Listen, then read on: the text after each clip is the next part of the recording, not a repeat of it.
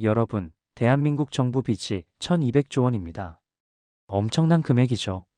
국민 1인당 2400만 원씩 빚진 겁니다. 뉴스를 보면 매일 나옵니다. 국가 부채가 위험 수준이다. 이러다 나라가 망한다. 우리 세대가 갚아야 한다. 겁이 나죠? 나라가 망하는 건 아닌지 걱정됩니다.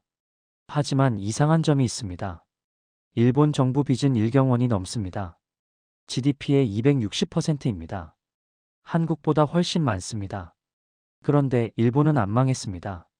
30년 동안 빚이 계속 늘었는데도 말이죠. 미국 정부 빚은 35조 달러입니다.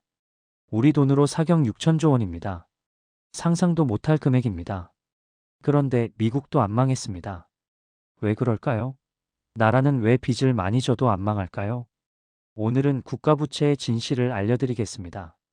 이 이야기를 끝까지 들으시면 왜 나라 빚은 개인 빚과 다른지, 왜 걱정할 필요가 없는지, 또는 언제 걱정해야 하는지 정확히 알게 될 겁니다.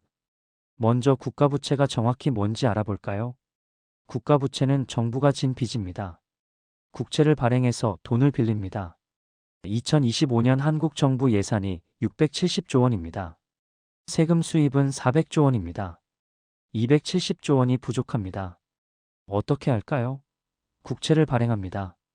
270조 원 빌려주세요. 나중에 갚을게요. 이자도 줄게요. 누가 삽니까? 은행, 보험사, 연기금, 개인 투자자들이 삽니다. 그리고 한국은행도 삽니다. 서울에 사는 40대 직장인 김국민 씨는 뉴스를 봅니다. 국가부채 1200조 원 돌파. 김국민 씨는 계산합니다. 국민이 5천만 명이니까 1인당 2400만 원이네. 우리 가족 4명이면 1억 원이야. 큰일이네. 걱정이 됩니다. 내가 이 빚을 갚아야 하나? 세금이 더 오르는 거 아냐? 하지만 김국민 씨는 모릅니다. 국가부채는 개인 빚과 완전히 다르다는 것을요. 첫 번째 진실, 나라는 돈을 찍을 수 있습니다. 개인이 1억 원 빚지면 갚아야 합니다. 못 갚으면 파산합니다. 집을 빼앗깁니다. 하지만 나라는 다릅니다. 나라는 돈을 찍을 수 있습니다. 1200조 원 빚이 있습니다. 갚을 돈이 없습니다. 어떻게 할까요? 한국은행이 돈을 찍습니다. 1200조 원을 찍어서 갚습니다. 그럼 인플레이션이 오지 않아? 맞습니다. 인플레이션이 옵니다. 하지만 나라는 안 망합니다. 실제로 이런 나라들이 있습니다. 짐바브웨, 베네수엘라, 아르헨티나 등입니다. 돈을 막 찍어냈습니다. 인플레이션이 1000%, 1만% 왔습니다. 나라가 망했습니까? 아닙니다. 경제가 엉망이 됐지만 나라는 존재합니다. 정부도 있고 국민도 삽니다. 부산에 사는 경제학 교수 박진실 씨는 말합니다. 국가는 화폐 발행권이 있습니다. 자기 나라 화폐로 진 빚은 절대 안 갚을 이유가 없습니다. 돈을 찍으면 되니까요. 다만 인플레이션이 문제일 뿐입니다. 개인은 돈을 못 찍습니다. 하지만 나라는 찍을 수 있습니다. 이게 가장 큰 차이입니다. 두 번째 진실, 나라는 영원히 삽니다. 개인은 100년 안에 죽습니다. 빚을 갚을 시간이 한정돼 있습니다. 하지만 나라는 영원히 삽니다. 대한민국은 100년 후에도 있을 겁니다. 1000년 후에도 있을 겁니다. 시간이 무한하면 빚을 갚을 필요가 없습니다. 계속 굴리면 됩니다. 1200조 원 빚이 있습니다. 올해 만기가 됩니다. 갚을 돈이 없습니다. 어떻게 할까요? 새로운 국채를 발행합니다. 1200조 원어치 국채를 팝니다. 그 돈으로 기존 빚을 갚습니다. 빚이 사라졌습니까? 아닙니다. 그대로 1200조 원입니다. 하지만 만기가 연장됐습니다. 이걸 차환이라고 합니다. 빚으로 빚을 갚는 겁니다. 개인은 이렇게 못합니다. 은행이 계속 빌려주지 않으니까요. 하지만 나라는 됩니다. 계속 빌릴 수 있으니까요. 대전에 사는 50대 김계인 씨의 이야기입니다. 3억 원 대출이 있습니다. 올해 만기입니다. 김계인 씨는 은행에 갑니다. 3억 원 만기 연장해 주세요. 은행이 말합니다. 소득이 있습니까? 담보가 있습니까? 김계인 씨는 은퇴했습니다. 소득이 없습니다. 담보도 부족합니다. 은행이 거절합니다. 김계인 씨는 파산합니다. 반면 대한민국 정부는 다릅니다. 1200조 원 국채 만기가 됩니다. 새로운 국채를 발행합니다. 누가 삽니까? 은행, 보험사, 연기금이 삽니다. 왜 삽니까? 안전하니까요. 대한민국은 망하지 않으니까요. 계속 차원할 수 있습니다. 영원히 갚지 않아도 됩니다. 세 번째 진실, 국가부채는 국민 자산입니다. 정부 빚 1200조 원은 누구한테 빌린 걸까요? 외국인한테? 아닙니다. 대부분 국민한테 빌린 겁니다. 은행, 보험사, 연기금이 국채를 삽니다. 그 돈은 누구 돈입니까? 국민 돈입니다. 은행 예금은 국민 돈입니다. 보험료는 국민 돈입니다. 연기금은 국민연금입니다. 결국 정부가 국민한테 1200조 원을 빌린 겁니다.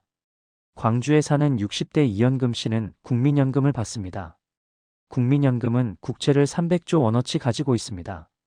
정부 빚 1200조 원 중 300조 원이 이연금 씨 같은 국민들의 자산입니다. 정부 빚이 늘어나면 국민 자산도 늘어납니다. 정부 빚이 줄어들면 국민 자산도 줄어듭니다. 일본을 보겠습니다. 정부 빚이 일경원입니다. GDP의 260%입니다.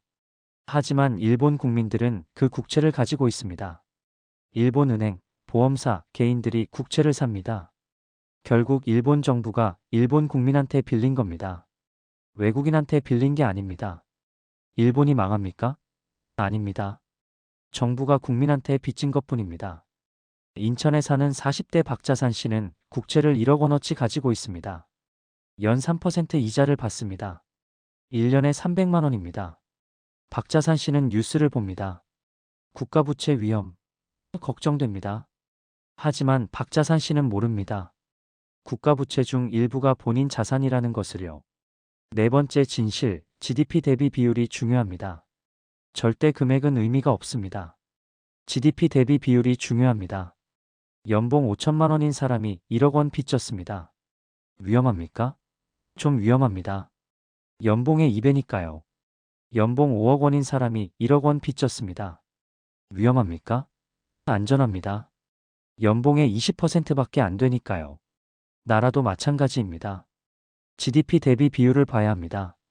한국 GDP는 약 2,400조 원입니다. 국가부채는 1,200조 원입니다. 비율은 50%입니다. 일본 GDP는 약 600조 엔입니다. 국가부채는 1,560조 엔입니다. 비율은 260%입니다. 미국 GDP는 약 28조 달러입니다. 국가부채는 35조 달러입니다. 비율은 125%입니다. 한국은 50%입니다. 선진국 중에서 가장 낮습니다. IMF 권고 기준이 60%입니다. 한국은 아직 여유가 있습니다. 서울에 사는 경제학자 정비율 씨는 말합니다. 절대 금액만 보면 안 됩니다. GDP 대비 비율을 봐야 합니다. 한국은 아직 안전합니다. 일본처럼 260%까지 가야 걱정할 수준입니다. 1200조 원은 큰 숫자처럼 보입니다. 하지만 GDP 2400조 원에 비하면 50%입니다. 걱정할 수준이 아닙니다. 다섯 번째 진실, 빚으로 투자하면 괜찮습니다. 개인이 빚을 내서 뭘 합니까? 소비합니까? 투자합니까? 소비하면 위험합니다. 여행 가고 명품 사고 차 바꾸고 이러면 빚만 늘어납니다.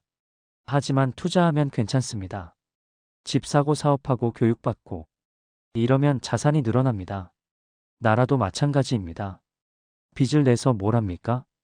복지 예산으로 쓰면 소비입니다. 위험합니다. 도로, 항만, 공항을 만들면 투자입니다. 괜찮습니다. 자산이 늘어나니까요. 중국을 보겠습니다. 국가부채가 엄청납니다. 하지만 그 돈으로 뭘 했습니까? 고속철도, 지하철, 공항, 항만, 빌딩을 지었습니다.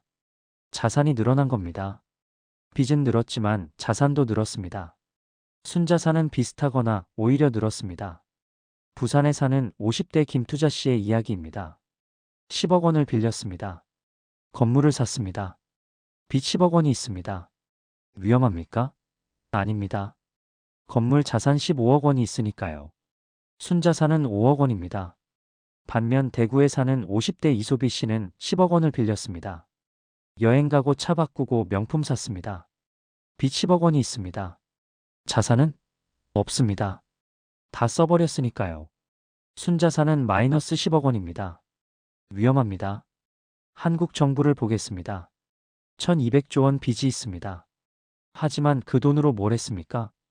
도로, 지하철, 공항, 항만, 학교, 병원을 지었습니다. 자산이 늘어났습니다. 정부 자산이 얼마입니까? 약 2000조 원입니다. 빚 1200조 원, 자산 2000조 원. 순자산은 800조 원입니다. 순자산이 플러스면 안전합니다. 여섯 번째 진실, 외화 빚이 위험합니다.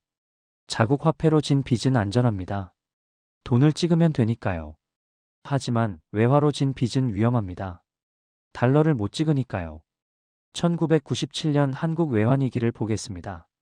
무슨 일이 있었습니까? 한국 기업들이 달러로 빚을 많이 졌습니다. 갚을 달러가 부족했습니다. IMF한테 구제금융을 받았습니다. 자국 화폐 빚이었다면 원화를 찍어서 갚으면 됐습니다. 하지만 달러 빚이었습니다. 달러를 못 찍으니까 위기가 온 겁니다. 아르헨티나를 보겠습니다.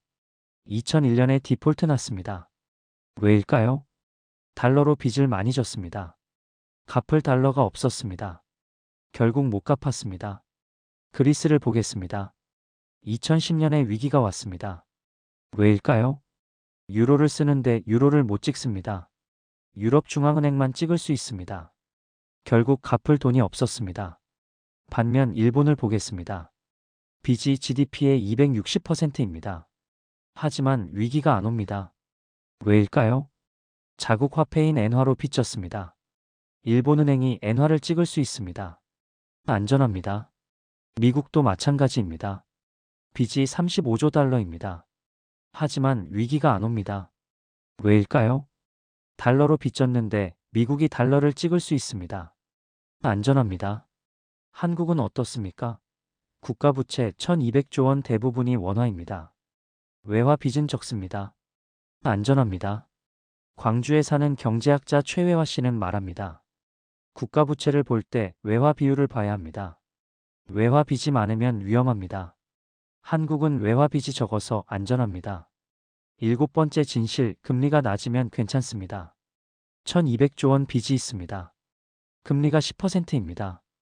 1년 이자가 120조 원입니다. 세금 수입 400조 원의 30%입니다. 위험합니다. 하지만 금리가 2%입니다. 1년 이자가 24조 원입니다. 세금 수입의 6%입니다. 괜찮습니다. 2025년 현재 한국 국채금리가 약 3%입니다. 1200조 원의 3%는 36조 원입니다. 세금 수입 400조 원의 9%입니다. 감당 가능합니다. 일본을 보겠습니다. 빚이 1560조엔입니다. 하지만 금리가 0.5%입니다. 이자가 거의 없습니다. 그래서 빚이 많아도 괜찮습니다. 미국은 금리가 45%입니다. 35조 달러의 5%는 1조 7,500억 달러입니다. 우리 돈으로 2,300조 원입니다. 세금 수입의 30% 이상을 이자로 냅니다. 부담이 큽니다. 하지만 아직 감당 가능합니다. 인천에 사는 40대 박금리 씨의 이야기입니다. 10억 원 대출이 있습니다. 금리가 2%입니다. 1년 이자가 2천만 원입니다. 박금리 씨 연봉이 1억 원입니다. 이자가 연봉의 20%입니다. 부담스럽지만 감당 가능합니다. 만약 금리가 10%였다면 이자가 1억 원입니다. 연봉 전부가 이자로 나갑니다. 감당 못합니다. 파산합니다. 국가도 마찬가지입니다. 금리가 낮으면 빚이 많아도 괜찮습니다. 여덟 번째 진실, 언제 위험한지 알아야 합니다. 국가 부채가 항상 안전한 건 아닙니다. 위험할 때가 있습니다. 첫째, 외화 빚이 많을 때입니다. 달러를 못 찍으니까 위험합니다. 둘째, 금리가 급등할 때입니다. 이자 부담이 커지니까 위험합니다. 셋째, 경제가 안 성장할 때입니다.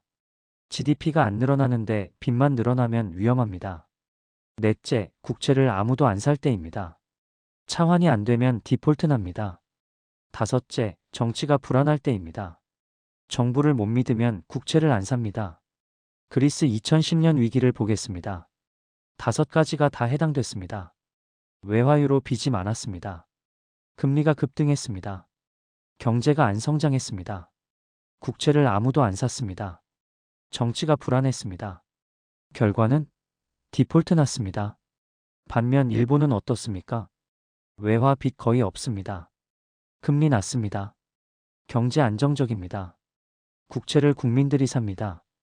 정치 안정적입니다. 결과는 빚이 GDP 260%인데도 안전합니다. 한국은 어떻습니까? 외화 빚 적습니다. 금리 낮습니다. 경제 성장 중입니다. 국채를 국민들이 삽니다. 정치 비교적 안정적입니다. 아직 안전합니다. 하지만 주의해야 할 점이 있습니다. 저출산으로 경제 성장이 둔화될 수 있습니다. 고령화로 복지 지출이 늘어날 수 있습니다. 앞으로 2030년이 중요합니다. 경제를 성장시켜야 합니다. 그래야 국가 부채가 안전합니다. 그럼 우리는 어떻게 생각해야 할까요? 첫 번째, 국가 부채를 너무 걱정하지 마세요. 나라 빚은 개인 빚과 다릅니다.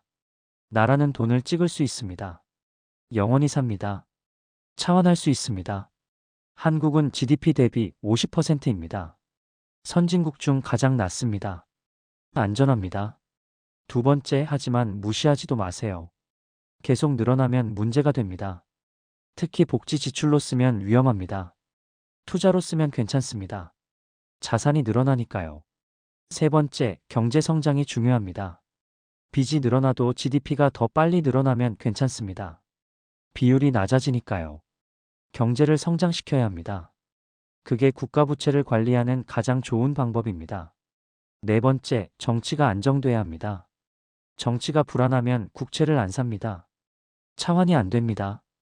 위기가 옵니다. 정치를 안정시켜야 합니다. 다섯 번째, 외화준비금을 충분히 가져야 합니다. 1997년 외환위기 교훈입니다. 달러가 부족하면 위기가 옵니다. 한국은 현재 외화준비금이 4,200억 달러입니다. 충분합니다. 계속 유지해야 합니다.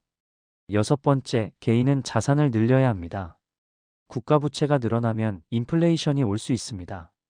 현금 가치가 떨어집니다. 자산을 가지세요. 부동산, 주식, 금 등입니다. 인플레이션을 이길 수 있습니다. 정리하겠습니다. 국가 부채의 8가지 진실. 나라는 돈을 찍을 수 있습니다. 나라는 영원히 삽니다. 차환 가능. 국가 부채는 국민 자산입니다. GDP 대비 비율이 중요합니다. 빚으로 투자하면 괜찮습니다. 외화 빚이 위험합니다. 금리가 낮으면 괜찮습니다. 위험 신호를 알아야 합니다. 한국 현황. 국가 부채 1200조 원. GDP 대비 50% 안전. 외화 빚 저금 안전. 금리 3% 괜찮음. 경제 성장 진행 중 양호. 우리가 해야 할 일. 너무 걱정하지 마세요. 하지만 무시하지도 마세요. 경제 성장이 중요합니다. 정치 안정이 중요합니다. 외화 준비금을 유지하세요. 개인은 자산을 늘리세요. 나라가 빚져도 망하지 않는 이유는 간단합니다. 나라는 돈을 찍을 수 있고 영원히 살고 차환할 수 있기 때문입니다. 일본은 GDP 260% 빚이 있어도 안 망했습니다. 미국은 35조 달러 빚이 있어도 안 망했습니다. 한국은 GDP 50%입니다. 전혀 걱정할 수준이 아닙니다. 하지만 방심하면 안 됩니다. 계속 늘어나면 문제가 됩니다. 특히 복지 지출로만 쓰면 위험합니다. 투자로 써야 합니다. 경제를 성장시켜야 합니다. 그게 국가 부채를 관리하는 방법입니다. 여러분은 국가 부채를 걱정하지 말고 개인 자산을 늘리세요. 부동산, 주식, 금에 투자하세요. 나라는 알아서 합니다. 여러분은 여러분 자산을 챙기세요. 감사합니다.